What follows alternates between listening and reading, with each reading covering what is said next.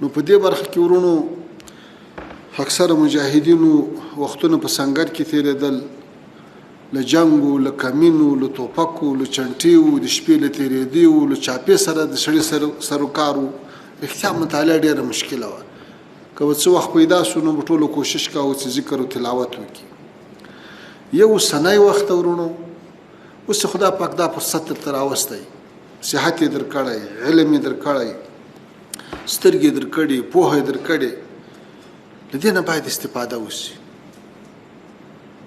تر څو پورې چې دغه اصلي واکمنان چې په دې وطن سر ورکوي او په دې وطن کې پاته دي او دا وطن په هیڅ صورت نه پرېږدي، نو چې هغه چاته زارۍ کوي چې هغه د په وطن کې چورت هم نه وي، هغه په خپلو ګټو پسې غورځېدلی ده، هغه په خپلو بادارانو پسې تللی ده، خو خپله ځان یې غېږې ته ورسوه. که خپله وار در باندې تېري په خپل کسر باندې هغه علوم حاصل کړه. یو ښه فرصت راغلی، یو ښه کراري راغلی، یو ښه امنیت راغلی، یو ښه همغږي راغلی ده. دومره مشوره مې دا ده ورونو، اوس موږ تاسې نن دلته په 2 بجې رالو، په 5 بجې بېرته رخصتي وو. نه کوم مصرف شوی ده، نه کوم دروند سفر کړی ده، نه کومه بېخوبي راغلی ده، نه کومه لوږه راغلی ده، نه کوم بل مشکل راغلی. خو زه فکر کوم یو څه خو حاصل کړو.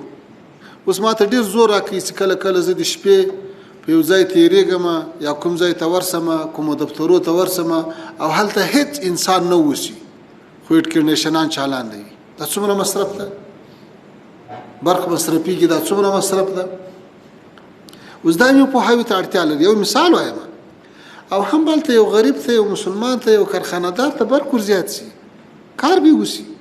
په دې برخه کې باید لاس سره ورکو، کار وکړو، د دې فرصتونو ښه استفاده وکړو او د دنیا دغه فکر باطل کو، غلط کو چې دلته علمي استعدادونه نشته، دلته قدرونه نشته، دلته مسلک نشته.